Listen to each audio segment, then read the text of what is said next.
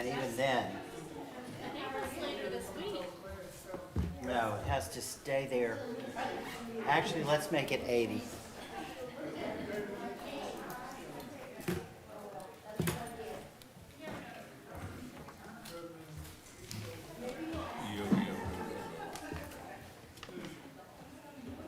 Oh, wow, we already get Mark Cohn tickets. Sam coming tonight? I don't know. At least we have a quorum, because I know LaShawn is not, and I know Elena's not.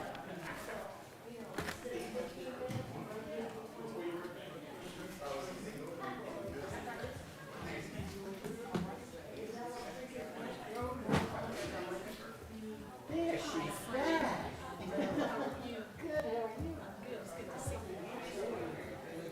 Mayor Pro Tem, you held it down. Did you get my text message? I did, thank you. You're welcome. I appreciate it. That's so kind. I appreciate you taking the heat. He tried to mess it up. He tried to mess it up. It looks like everything is on consent agenda, so he did pretty well. Hey, got it, And a Coach. new record, by the way, Justine, 13 minutes. What? 13 Happy minutes. birthday, Madam Mayor. Thank you. Yeah, we need to break that tonight. I know. Let's break set a that new record. man. I need to break his record. Hi, beautiful. How are you? Good to see you. You too. Pretty.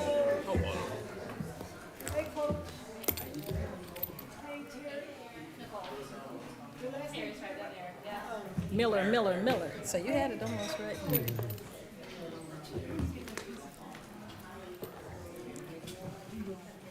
Okay, to finish in record time, we got to start on time. We're going to get started. Almost here.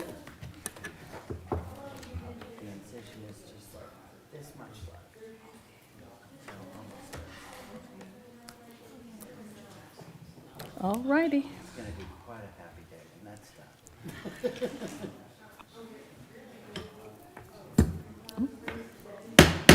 We'll call to order the City of Douglasville's regular city council meeting for tonight, which is Tuesday, September the 3rd, 2024. Our invocation will be done by Pastor Roger Vest, Senior Pastor of Douglasville First United Methodist Church. Good to see you. And after that, we'll have our Pledge of Allegiance, which will be led by the Mayor Pro Tem, City Councilmember Terry Miller. Please stand for the invocation. Will you bow your heads, please? Father, we thank you for this day that you've given us. Each day is new. Each day is a fresh start. Father, we thank you for the responsibility that you've given to each one that is gathered here to serve your people in this community. Father, we ask for your blessings upon each and every one of us. Father, as we seek to do what is best and what is honorable and what is good. Father, I ask that you bless the discussions and the decisions that are made. And Lord, just bless everyone who is a part of the Douglasville community. All these things we pray in Christ's name. Amen. I pledge allegiance to the flag of the United States of America and to the republic for which it stands, one nation, under God, indivisible, with liberty and justice for all. Amen. Thank you, Mayor Pro Tem, for leading us in the pledge. And Pastor Vest, we appreciate the invocation and the blessings that you prayed upon us in the invocation. My name is Rochelle Robinson. I'm mayor of the city of Douglasville. I'd like to welcome you to the Douglasville City Council regular voting meeting. Tonight's meeting will be held a little differently than the one that was held last Thursday, as this is a council meeting where official action will be taken on the items that were discussed last Thursday. If the business you're here for is not listed as an agenda item, there will be ample time under the agenda items, comments from citizens and delegates section for you to discuss your business. I'll go over a few protocol, procedural issues, and then we'll get into the meat of the meeting. I ask that you please keep your comments and presentations on a professional level, dealing with the facts that are important for this governing body to make our decisions. We will not accept comments that are considered an attack on any person or group of individuals.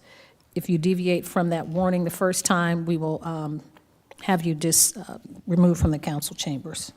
Only one person speaking at a time. Please do not applaud, react to the speakers or speak to the audience or carry on a conversation when you're at the microphone, please direct all of your concerns, comments, questions, and all of that to myself and council members. When you're at the podium, we ask that you will not have a conversation with those in the audience, that you'll just look at us and direct your information and concerns to us. We're only required to accept public comments during required public hearings. And if you have an electronic device, phone, cell phones, iPads, any of those sorts, we ask that you please put those in silent mode or turn those off until after the meeting, so they will not be disruptive. This is the agenda item and how things will be handled in the following manner. The committee chairperson will read the agenda item, then that person representing that agenda item or applicant will make his or her presentations. We ask that you please just bring forth new information that was not presented to us last week. There's a maximum of 20 minutes for those in favor of an item and 20 minutes for those in opposition, and each person has 5 minutes to speak. When you come to the podium, please give us your name and address for the record, and then hand your blue speaker card that's out on the table if you like to talk. We ask you to fill that card out, please. Bring that information or speaker card, that information to our Assistant City Clerk, Ms. Candace James, and then come to the podium, give us your name and address, and then you have 5 minutes to talk to us about any business germane to the city of Douglasville. This is not question and answer format or debate. We're here to hear the information, deliberate, and make a decision. I believe that's it. If you have any printed material, please give that to Ms. Candace, and she will make copies and disseminate it to myself and council members. Now, there are agendas outside on the desk if you'd like to have a paper agenda, but if not, you can follow us on the screen that's above me.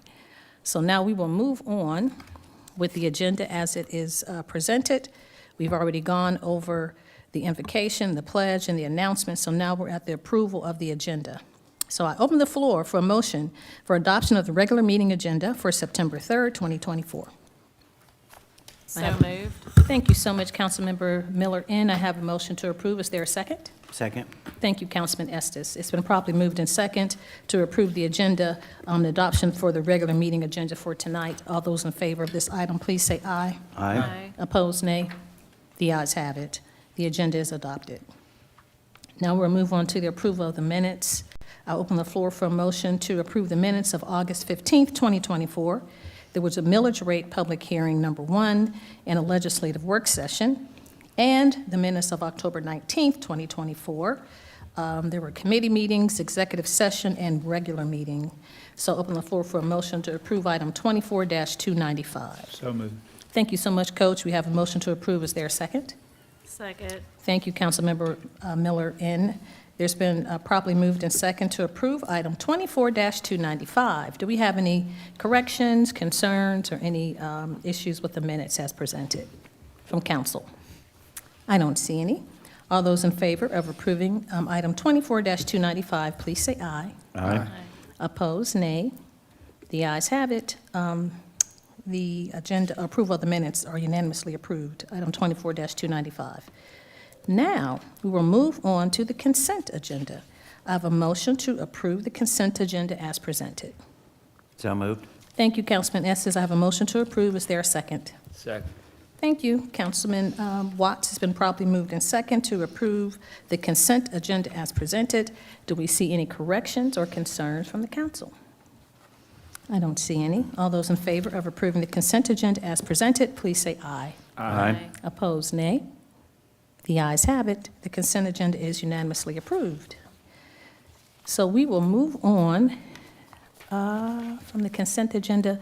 So items 8 through 19, which are the committees of Economic Development Committee, Finance Committee, Housing and Community Affairs, Legislative and Intergovernmental Committee, Personnel and Organization Committee, Planning and Development Committee, Public Improvement and Beautification, Public Relations, Public Safety, Recreation, Culture, and Tourism, Technology Committee, and Transportation Committee do not have any business, so we'll move on to item 20, which is other business. Do we have any other business from council members? No? Okay. I know, that's right. Nice Labor Day, from what I understand. I talked to the chief. Now we'll move on to updates from our city staff. Our city attorney, Mr. Joel Dotson. No business, Madam Mayor. Thank you, sir. Staff attorney, Ms. Miranda Jordan. No business, Madam Mayor, thank you. Yes, ma'am, you're welcome. Our Chief of Police, Dr. Gary Sparks.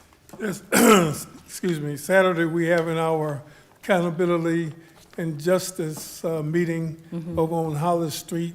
We're having it in conjunction with our jamboree.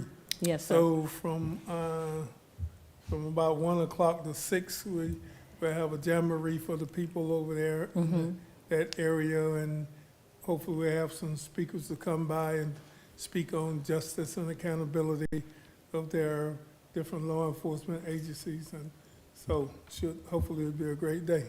Yes, sir, it's always fun. You have the bouncy house and all kinds of food. Yes, ma'am. It's not the competition between you and the sheriff's department, is it? For all No. that barbecue, y'all just be cooking, right? Yes. Okay. Hollis Street from 1 to 6. Thank you, Chief. Our city manager, City Manager Marsha Hampton. No business, Madam Mayor. What? All right, City Manager. All right, now, we do have a staff report. Item 22 is a staff report regarding current locations of gas stations in the city limits. And so we'll have Ms. Miranda Jordan, our staff attorney, and Ms. Shayla Reed, our Community Development Director, present. I'm not certain it's going to be a tag team, Thelma and Louise, but you guys didn't go over the mountain, you know. Yes, ma'am. Okay, thank you. Good evening, Madam Mayor and Council. evening. Miranda Jordan, staff attorney. So we were asked to do a little research about the number of gas stations and kind of the spread out of those gas stations within the city limits of Douglasville. And Ms. Reed put together, with our IT department, a map, which is page 4 of your agenda item attachment. And that shows all of the locations of gas stations. We compiled this information from our business license information. And so there are currently 23 gas stations within the city limits. We did a brief review of some of the other jurisdictions in Georgia that have seen an increase in gas stations and that wanted to curb an increase. They've taken several approaches, one of which is limiting the distance from residential properties, and Macon-Bibb County did this. And they did this based on a public health and safety concern of the release of benzene, which is a chemical that is considered a carcinogen to humans. It's a little tricky to start to look at certain types of businesses and limit those, and I know that you all have considered in the past some information regarding different types of businesses, such as liquor stores. We have a distance requirement for those, 2,500 feet between liquor stores within the city limits.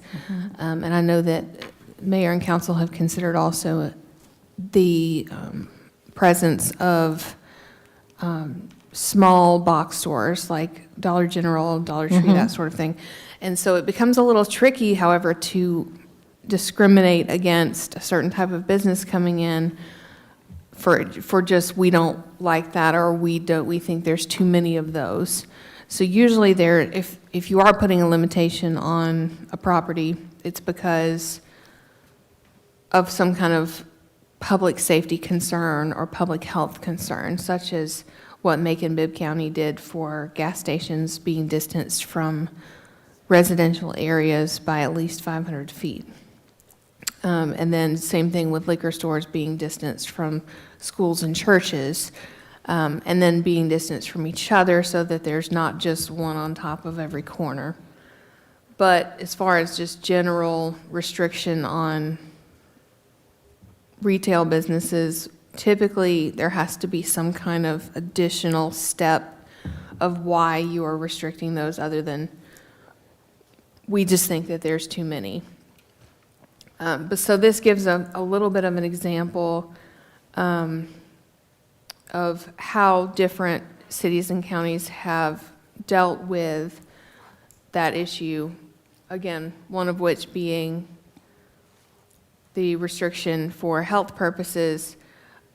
some of the others restrict based on how many are at a general intersection, or that you have to be at on a bigger intersection rather than smaller local city streets. So there's been some creative ways to do this. I'll let Shayla kind of speak to the city of South Fulton because she might be an expert on that one. But limiting it based on distance and that sort of thing has been shown to be permitted, whereas just a arbitrary determination is not typically something that courts like to see happen. So one challenge that was found in the particular city that she's identified was that the zoning applications were consistently coming for that particular use. And so the city at the time was very large and had an opportunity to put different, I guess, these uses within an interstate or a certain mile distance. So I think that's the things that we're seeing here with the city of Douglasville, is that because we're located near I-20, we're located near Highway 5, Highway 92, Veterans Memorial, you're gonna see that travel is gonna consistently happen on those roads. And so you're seeing that the gas stations are going there mainly because of that. They're seeing a lot of car traffic that allows for there to be an opportunity for the use to necessarily make sense. So if you're seeing the map, you'll see that, and I probably should have highlighted that for you to see it better. The locations are, I guess, concentrated where those are the highways or near the interstate. Very seldom you're seeing them kind of in the middle of communities. So I just wanted to add that piece to it. Okay. Thank you all for the report. Before I open it up to council, I'll just make a general statement, and then if I'll let council members weigh in, and I'll start with Mayor Pro Tem. Thank you so much, staff, for bringing this information to us and doing the homework and background investigation to bring forth what other cities are doing. And so for Douglasville, I understand what you all are saying legally, but politically and just living in the community, we have heard it's overwhelming. It's not like it's just something that we're making up or we think that it's maybe too many because we don't like the way they look. Citizens have told us that we have too many in their estimation of gas stations, car washes, liquor stores, and small box, Dollar Tree, Dollar General, all of that. So from my perspective, looking at these other cities, if we can come up with a creative way for Douglasville to limit these 4 types of businesses based on just what I said, what people have said, and what the uses are, and we're not in the vanguard, other cities have done it. So if we can look at Sandy Springs and maybe do a mileage, theirs is a half a mile for gas stations. South Fulton is 1 every 3 miles. Ackworth is 20 feet from property lines. So for Douglasville, look at our population, and we do it based on population. How many gas stations, liquor stores, car washes, Dollar Trees, Dollar General, how many per population? And set it and just go with that, period. I know we have, we're not a new city, so we can't, just say this is where we want to start, but some type of limitation for these particular businesses based on the public outcry. So those are just some general statements. So I know you all are very smart, so whatever creativity you can come up, and my recommendation is based on city population and how many per population for the city of Douglasville for 37,000, almost 40,000 people, 23 gas stations. And I know we did a list when I was at some conference about car washes maybe. I'm not sure, but I know we got a list about those. So those 4 businesses for sure. Gas stations, car washes, liquor stores, and Dollar Trees. And now open it up for councilman. I'll start with Mayor Pro Tem. Thank you, Madam Mayor. I want to start off with noting that I think there seem to be several gas stations missing on this map. Well, we have 3 Krogers in the city of Douglasville, all of which have gas stations, I believe. They're not considered fueling stations. So if you want us to consider other stores that have fueling pumps, we can do that as well, but they're not considered fueling stations. I think it's still a gas station. I mean, I understand what you're saying. If you have a gas station that sits in front of the Kroger's, it still looks like a gas station, so. And I think that's more the heart of the issue here is, gas station is a gas station. But I kind your of fall point- down on the side of, this being a free market issue. I mean, we all love our cars, and we all depend on our cars. We can't give them up. And so I think the number of gas stations reflects the demand. And if somebody's not making money selling gas, they're not going to open up a gas station. But I understand the mayor's point and the issue that, of these certain types of businesses, but like, the way it always seems to come down to, when I say, somebody asks me, what's the solution to the problem? I always say design. The problem is gas stations look like gas stations, and why do they have to look like gas stations? Why can't we start making gas stations look like better buildings? And maybe that part of the solution is to like we discussed with small box retail and so forth, we raise the bar on what types of design we're accepting. Why don't we make gas stations look better? Can we orient them so that they're closer to the street, so they look like other types of businesses? You still obviously have to have a paved area for the cars to move around in, but why can't we just have an architectural design requirement for gas stations? And I think your attorneys are going to have to address that. The one thing that I would, state is that you're talking two issues. You're talking land use, you're talking the business, the use. So, grocery stores, gas stations, all of these are commercial land uses. I mean, that are commercial zoning districts. So if you're going to create separate categories, that's going to be a deeper dive and a further conversation to have, particularly when it relates to big box grocery stores, because most all of them, I mean, even if you were to get some of the warehousing stores, your BJ's, Costco's, those are going to have fueling stations along with them. So we would have to ask your planning staff to find a designation for that. That would be one. And if you wanted to make restrictions solely based on design, I think I'd yield to Joel that we would have to be careful in that by restricting just certain businesses to have to go by that guidance. I got no problem making all businesses raise their bar. I mean, I would recommend take a look, if you're very lucky enough to have been on St. Simon's Island. There's a clear design standard on St. Simon's, and obviously, it's a moneyed district, and they're going to do everything they can to protect the look of it, but why can't we look at what they've done on St. Simon's as far as, I mean, you can go to gas stations, grocery stores, liquor stores on St. Simon, and not realize that you're standing in front of one of those because they have a design requirement there. Hilton had too. Hilton has the same Yeah, way. yeah. It So all looks let's- the same, but let's look at the we just best have a lot of them. Even if we design them, we need, if we have enough, we have enough. And they're going to keep coming, and if we don't have a standard, we're going to have to take into each one individually and say no. And I just think it's overwhelming.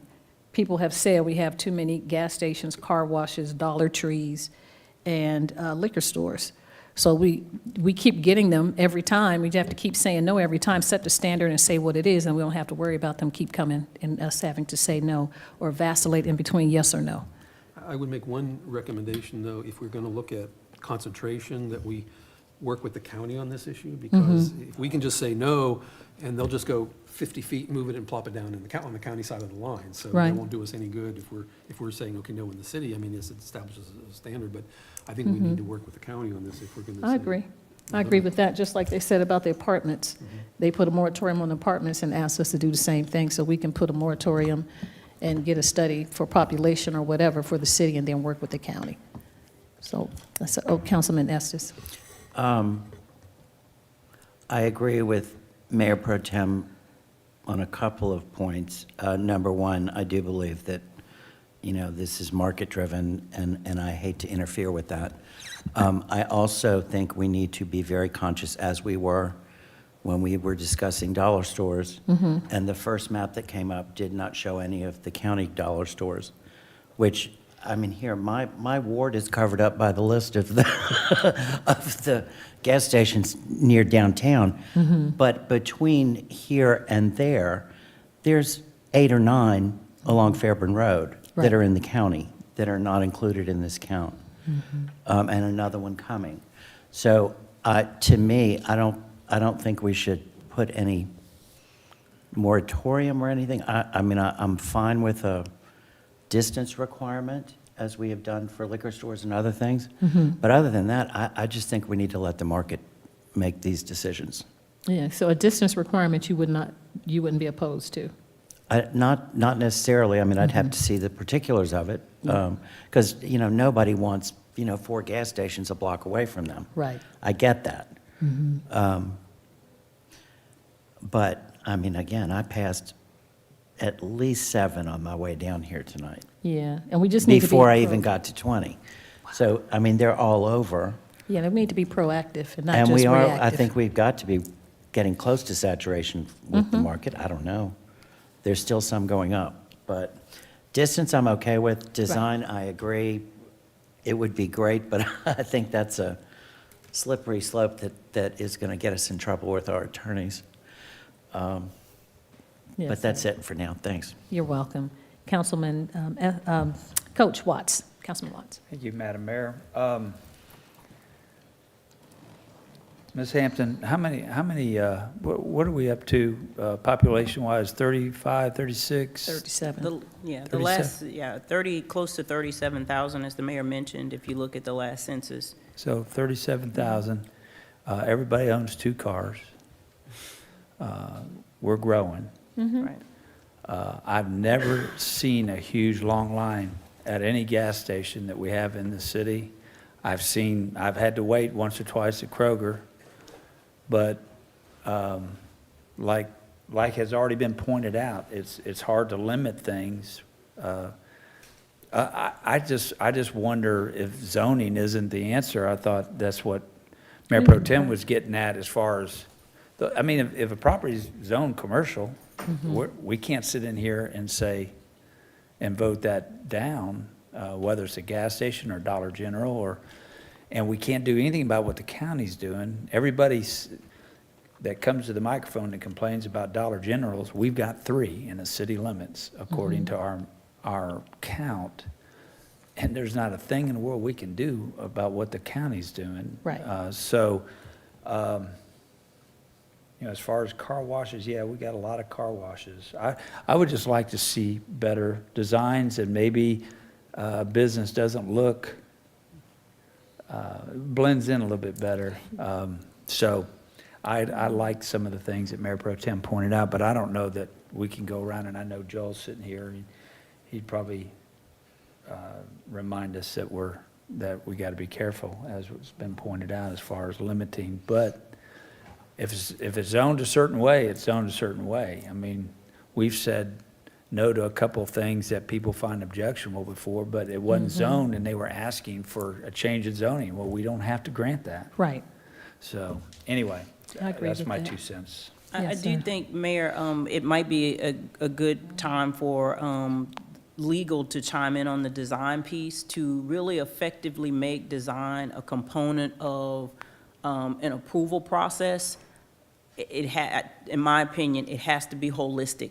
You can't pick and choose which things you choose to have a design standard for, and there is a process that you would have to go through that you all should consider if that is the direction you want to go to by restricting design. Okay, you have anything, Councilman Miller, before we talk to Mr. Always. Dotson? I just would like to thank staff for bringing this information to us, and I'm glad that we're having these conversations. I think that everyone has some good points, and really, at the end of the day, though, I want to lean in on legal and make sure that we're not making decisions that are going to get us into hot water.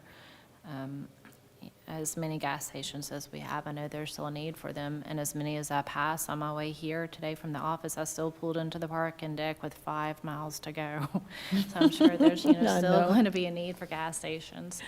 And while I do, of course, want to see our city growing in a direction where our buildings are aesthetically pleasing. I don't want to deter growth when we're doing that. And I do feel like as much as I love our old historic buildings, oftentimes it's the older gas stations that look bad in comparison to those newer ones. And I was sitting here trying to think of what Councilman Adams used to say. I can't remember how he posed it. I wish I would have written down a lot of the things that he said, but talking about how things can only float so high or something, as in once there's too many of something, those developers are going to stop, because if it's not making them money, they're not going to want to do it. And I do feel that. I don't want to see us getting into hot water. If there's something that we can do legally that will help aesthetically, but without deterring development, of course. Right. And then I would have to yield to legal. Okay, Mr. Was Dodson. Councilman Miller suggesting she's advocating for a gas station here in the parking deck? 'Cause I was thinking more of one of those concierge gas people, and that's what I was thinking about on my way here, because I really just didn't have time to stop. But the people that would just come to my work or come to my home at night and put gas in my car, that is what I need. All right, if you pay them, they'll do anything. Mr. Dodson. Nice old gas station at the corner of Adair and Highway 78. There- Stop that used to be a local pep station. That was. When my father owned it. Generally speaking, Georgia is what's called a free market state. Okay. Georgia favors free competition. It essentially makes it very difficult to pass restrictions on trade for pretty much any general purpose. As a practical matter, it's difficult to control what people build through zoning, because you can't have a separate zoning classification for every business. Right. It's not feasible. In my opinion, it's not feasible to try to make every business get a special land use permit. I think there are a couple of, I think Mr. Miller and Mr. Estes have touched on this point.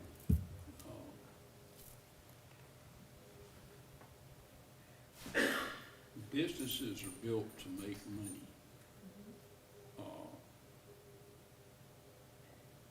And you have a lot of them in the city simply because businesses are built where the people are. You've got the biggest population center in the whole county.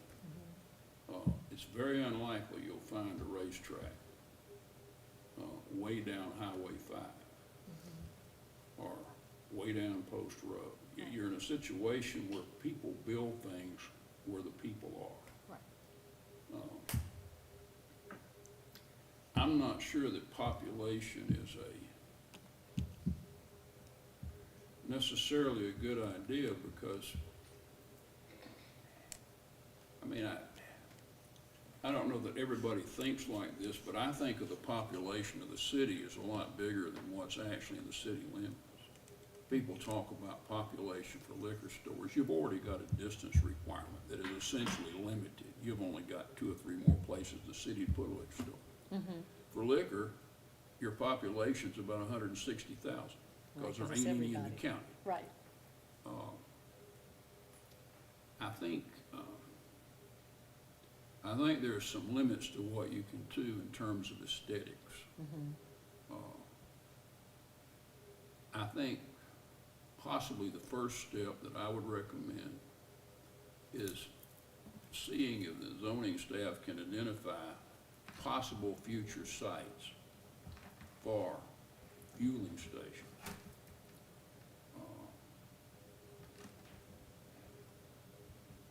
And they're going to be on main thoroughfares. You know, you're talking about Highway 92, Highway 78, Highway 5. And those sites, I mean, basically, I think, except for 92 North, I think you've got 92 and Highway 5 covered. I don't think you're going to see any more in the immediate future.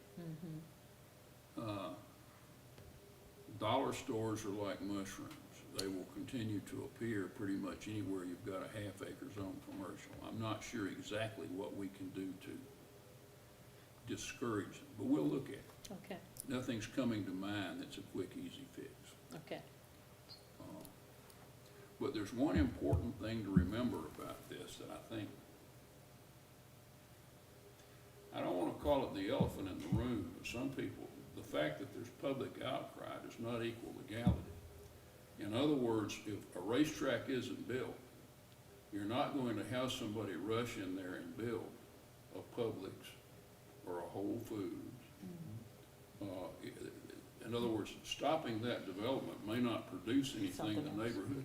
I think some people think, well, we don't let this, something's going to appear magically. Well, it doesn't come that way. Right. And I think that's something that has to be addressed. Yes, sir. For many, many years, we've had parts of the city in which there was no development at all, no commercial building permits issued. You've probably had more permits issued in the last five years on the north side of town than you had in the preceding 12, 15 years. Right. So I think growth is coming there, but I don't know if it's the kind of growth people want. Something to think about. Well, thank you so much, Mr. Dotson. So that, I guess, direction for staff is that we have a further conversation to have and for us to look at what can possibly happen that will not get us in trouble with design and population and all of those things. But I do want us to, I think the conversation is that we need to look at it and maybe do something. Because, again, looking at your report, Stonecrest, South Fulton, Sandy Springs, and Ackworth has done something. They didn't just reactionary. They were proactive in doing something. So that's my recommendation. Ms. Reed and I had already planned on, in the next subsequent meetings, bringing to you all your different wards and districts and what land uses exist there. We believe the safest approach to this to minimize your legal risk is to really go back and take a look at your future land use plan. Yeah. Because to Joel's point, you are the city center, so therefore, you're gonna have a lot of commercially zoned property. You may not want as much, and you may want to restrict certain usage within those commercial zones. Right. And so that's why we're gonna take the time to bring that to you, and that way we can amend the future land use plan versus appearing as if we're targeting specific businesses. There are going to be very limited places in limited areas.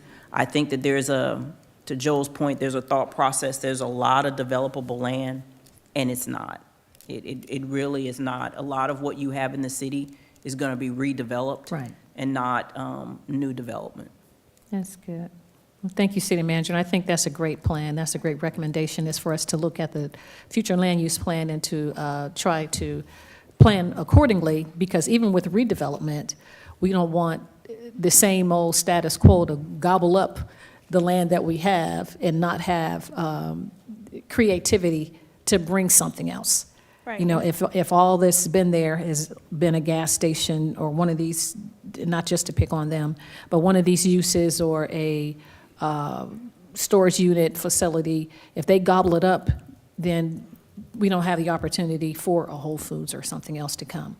If we just keep the same standard and not try to look at land use proactively, zoning, all of those things. So bringing all these entities into this vegetable soup and trying to come up with something that works for the city. Right. I would just add to what Marsha was saying, on the future land use, when a zoning application comes before you, those are the two things we're looking at. One is the future land use, then second, of course, the zoning ordinance. Just identifying that that's where our direction is coming from. Okay. For staff, that's you telling us where you're wanting to see the land. So I think that's a great point that Marsha's wanting us to bring that to you, because that's going to give us as staff an idea of what you're wanting to see in the future for those areas. Yes, ma'am. And we look at the technical and legality about stuff, but we also hear from the community. So we are their representatives. We need to respond to what their concerns are, and not just, what's on paper, because it's people driving around living here. All right. Any other comments or questions, concerns about this issue? If not, we'll move on then. I didn't break your record. Now we have comments from citizens and delegates. If we have sustained, yes, ma'am, you can come to the microphone, give us your name and address for the record, and you have 5 minutes to talk to us. about anything as pertains to Douglasville, City of Douglasville. Cindy Welch, 3002 Concord Way. And Yes, I ma'am. wasn't planning on speaking tonight, but after this last topic, you know, I got to thinking, when you look at Highway 5 from I-20 south, there is not a gas station until you get to Kroger. And you would not, because of the way it's set up, you would never know there's a gas station there. I mean, it is, Kroger did a great job, if you ask me. And the same way, I think, with the one at Chapel Hill Road. There are no gas stations close to there, and you wouldn't hardly know the gas station is there on the Kroger property. I mean, they've done such a great job of putting it back from the road. Now, I don't know on Hospital Drive, but still, you don't notice the gas station much. And I think there's one on Thornton Road also, but I don't use Thornton Road, so I don't know. But the other thing that I wanted to say something about, that you were talking about businesses, is please, please, please, do a study on mini warehouses. Do we really need as many as they are building? And they're not even, you know, if you could make them do brick or stucco or something, but they're just ugly. I mean, at least gas stations are pretty compared to mini warehouses. So that might be something you should study also. Yes, ma'am.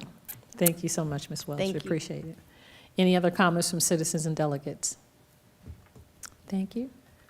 Do we have anything from council? Yes, sir. Yes. Oh, thank you. I forgot to mention Mayor another Pro other Tem. business. So several of us on the city council had the privilege of attending an event held at the Never Alone Clubhouse this weekend in honor of Georgia Recovers. And we, the city, were given a gift from them, an emergency medical kit, Oh, which I dropped off this afternoon. If those who are not familiar with it, it's basically a Narcan kit for anybody who has an overdose, suffering from an overdose. It basically can be used to treat on the spot. But they were generous enough to give us one and offered us several more. So we're going to put one in City Hall. We'll probably have one here in the conference center, and then maybe one down at the amphitheater. So Thank you so much. That's great. that was a gift of the Never Alone Clubhouse. And this was a statewide bus tour. And they were thrilled that there were 4 council members there, which they said was more elected officials than in any other stop they had had. Oh, wow. But we did not, for the record, we did not conduct any official business. So. Understand. So that's great to hear. I'm glad that that happened, and that's something that's going to save lives. So do we have to have any training or expertise to administer it? Or- State law has already passed a requirement that for any building that has an AED, that you have to have Narcan in the building. We've already sent that information over to the police department, so for that level of service, that's handled through the police. Okay. All right. Thank you. You got it, Chief? I know you on top of things. Yeah, your officers train on Narcan, and we have Narcan in our vehicles. Matter of fact, just the other day, we purchased about 20 fentanyl pills. And think we already arrested the guy. He was getting this fentanyl from out of Mexico. Thousands of pills. Oh, wow. So, right here in Douglasville, so we arrested him, and we'll be putting out some information on that subject. Okay. Thanks, Chief.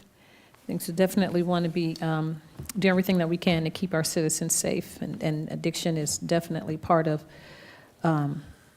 something we want to be in supportive of and helping. We heard some amazing stories about recovery and how people, who've gotten second, sometimes third, fourth, or more chances to come back. And so, just a little thing like that can make a major difference in people's lives, so. That's right.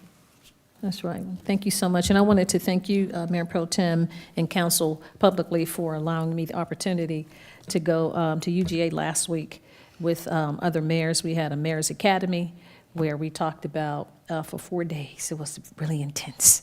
We talked about a lot of things going on in cities and just trying to help to prepare us as mayors in the state of Georgia with the GMA Carl Vincent Institute to train us to do a better job and educate us on some issues that are particularly is for the chief elected official in the cities. So thank you for that opportunity, and hopefully you will roll some things out that I learned in that academy. All right. Any other comments, concerns, council, citizens? Not having any. We don't have any other business to handle with the city tonight. This meeting is adjourned.